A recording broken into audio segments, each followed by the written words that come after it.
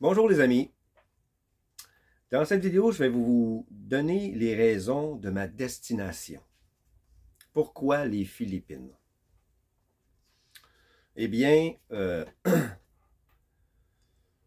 c'est surtout à cause du côté monétaire. La cherté de la vie là-bas, c'est pas cher comparativement à ici.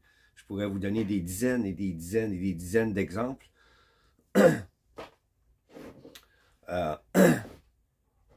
C'est vraiment pas cher. J'ai fait un calcul des probabilités grâce aux calculateurs en ligne sur les sites internet des gouvernements pour savoir combien j'aurais de pension en ce moment si je prends ma pension et à 65 ans. En ce moment, j'aurais environ 900 $ à peu près. À 65 ans, j'aurais 1300. Donc, avec 1300 $ à 65 ans, compte tenu que tout augmente de façon exponentielle, ça n'arrête plus. Je ne pourrais pas vivre avec ça. C'est impossible. C'est impossible. Tandis qu'aux Philippines, avec 700 $, 759 pour être plus précis, selon mes calculs, ce que j'ai calculé, ce que ça pouvait coûter là-bas, avec les contacts que j'ai là-bas, j'ai posé des questions, ça me coûterait environ 759 Canadiens. C'est fou. C'est fou. Un 4,5 me coûterait environ 400 $ US. Quand on change ça pour le canadien, ça va chercher dans les 500 quelques. Et ensuite, il y a l'électricité en canadien entre 27 et 34 $. Tout dépendant si j'utilise beaucoup l'air climatisé. Tout dépendant aussi où est-ce que je vais vivre. L'Internet, c'est 35 $. Très grande couverture, l'Internet, là-bas. Il n'y a pas des millions de codes à rentrer dans notre téléphone non plus quand on est à l'extérieur de la maison. On peut pogner le Wi-Fi pratiquement n'importe où quand on est en ville, puis à la campagne. On va dans un restaurant quelque part, on pogne le Wi-Fi sans code. On rentre là, on s'installe, on ouvre le téléphone, puis on est branché.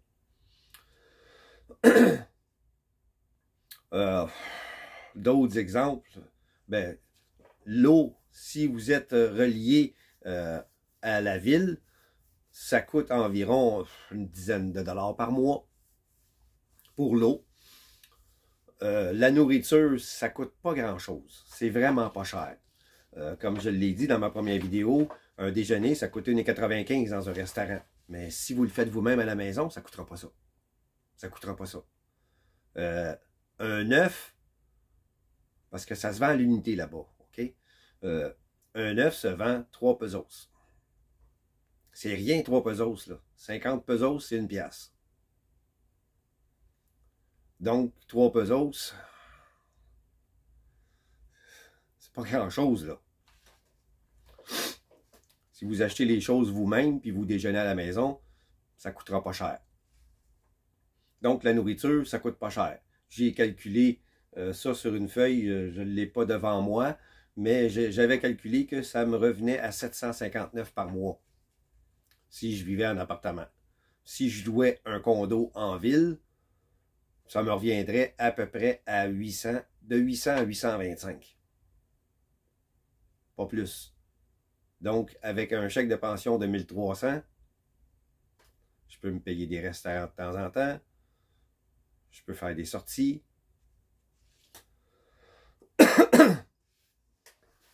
Donc, tout est possible. Et puisque je m'en vais vivre là-bas avec un certain montant, bien, quand je vais arriver, je vais m'acheter une voiture qui ne me coûtera pas cher non plus.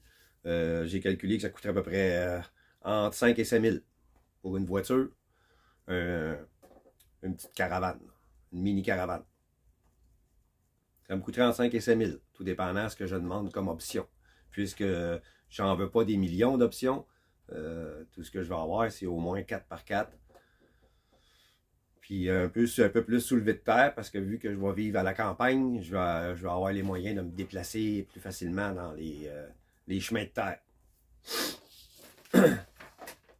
Pour aller pêcher. Donc, une fois tout ça acheté, ces choses-là, avec le montant que je vais avoir, ça va être plus facile de vivre sur une petite fermette, avoir mes arbres fruitiers, faire mon jardin, etc., puis être en partie autosuffisant. Ça me coûtera plus cher pour me nourrir ensuite. Puis une fois que je commencerai à avoir ma pension, ben j'aurai déjà... Tout le reste sera déjà acheté. J'aurais pu l'acheter, je pourrais juste vivre avec cette pension-là.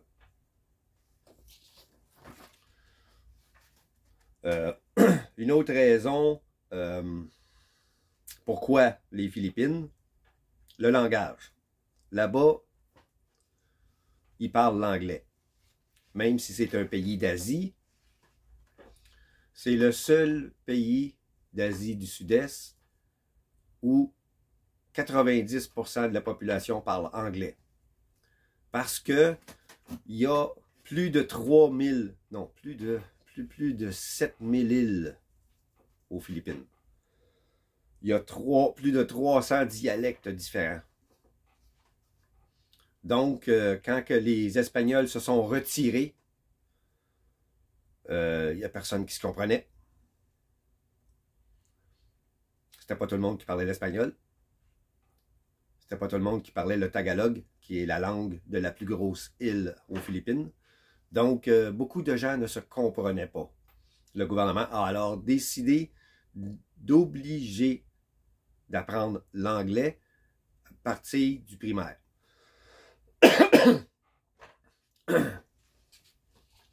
Donc, à partir de la première année du primaire, tout le monde apprend l'anglais à l'école et tout le monde le parle en classe. On ne parle pas la langue locale, peu importe la langue. On parle que l'anglais en classe. Donc, c'est durant tout le parcours scolaire, l'anglais est enseigné à l'école là-bas.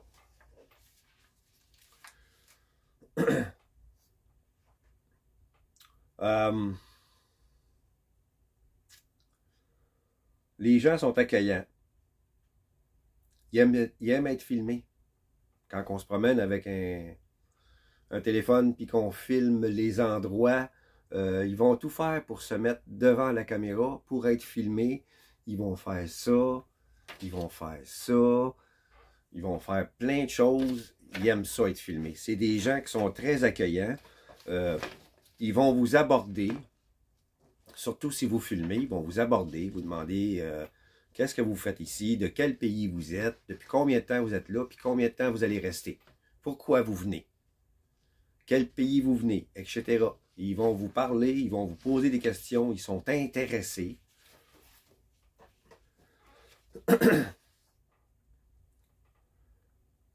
La température. Ah oui, en passant, ces gens-là, ils aiment le karaoké. Mais là-bas, ils appellent ça le vidéoké. Ils ont des grosses appareils avec un écran. Puis ils appellent ça vidéoké.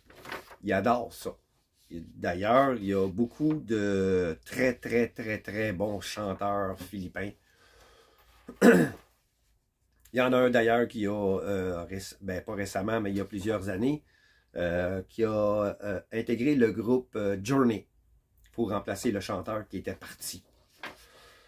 Il y en a beaucoup, des chanteurs philippins. Si vous voulez faire une recherche sur YouTube, vous allez en trouver, puis ils sont excellents. La température. Le climat est tropical, donc très, très agréable. Comparativement ici, il n'y a pas d'hiver, il n'y a pas de neige, puis la température le plus bas qui peut descendre, c'est 22, 21 peut-être.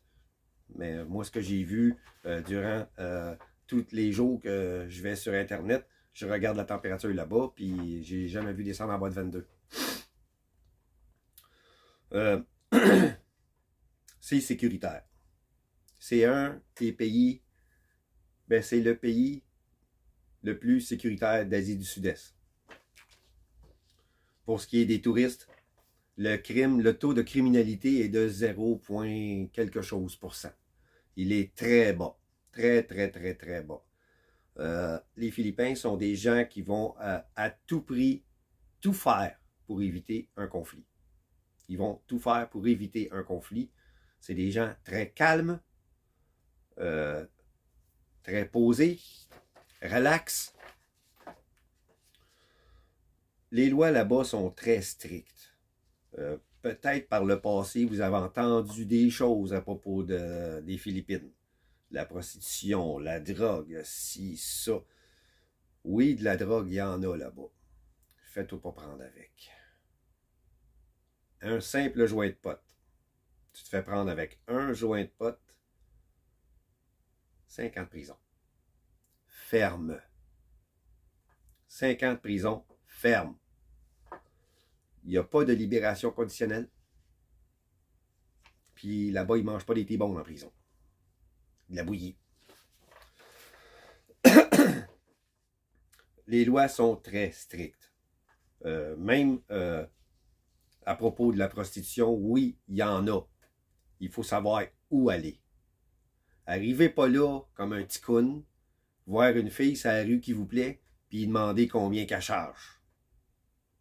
Vous pouvez être dans la marde. Il y a une loi qui vient juste de sortir il y a quelques mois à propos de ça, parce qu'il y avait trop de femmes sur la rue qui se faisaient aborder par des touristes. Ils ont sorti une loi exprès pour ça. Si la fille lève la main, puis elle appelle une police, puis elle dit, lui, il me harcèle. Il me prend pour une prostituée. Votre séjour aux Philippines, il est fini. Et vous ne pourrez plus jamais y retourner. Vous passez devant le juge le lendemain matin, vous êtes dans l'avion dans l'après-midi, puis vous êtes banni à vie. Puis vous payez une amende en plus. Sur le champ.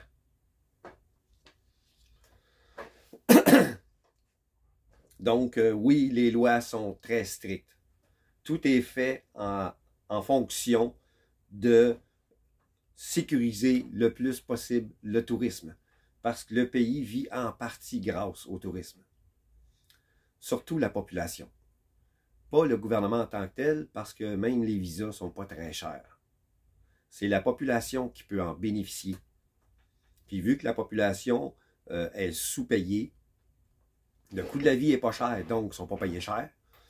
Ils ne gagnent pas cher, puis ils en arrachent. Il y en a qui travaillent 16 heures par jour, 7 jours par semaine pour vivre.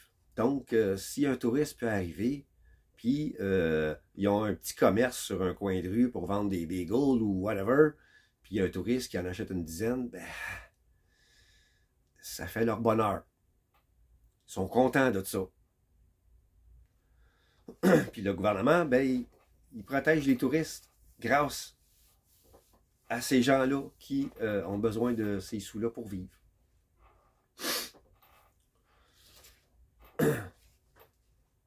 J'ai regardé beaucoup de vidéos sur les Philippines. J'ai pris beaucoup de renseignements.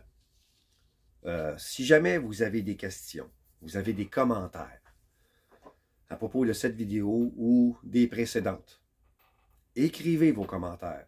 Je vais vous répondre si j'ai passé à côté de quelque chose. Ça va me faire un plaisir de répondre à vos questions. J'ai beaucoup d'informations que je n'ai pas notées dans mes scénarios de vidéo parce que j'avais peur de dépasser le temps qui m'était alloué. Donc, en commentaire, je vais pouvoir répondre. Donc, si vous aimez mes vidéos, si c'est la première fois que vous me voyez, bien, abonnez-vous, aimez ma vidéo et pesez sur la cloche de notification pour vous avertir des prochaines lancées de vidéos. Je vous remercie de m'appuyer, de m'écouter. Moi, ça me fait un plaisir. J'aime ça. Et puis, ça va continuer tout au long de mon aventure. À la prochaine!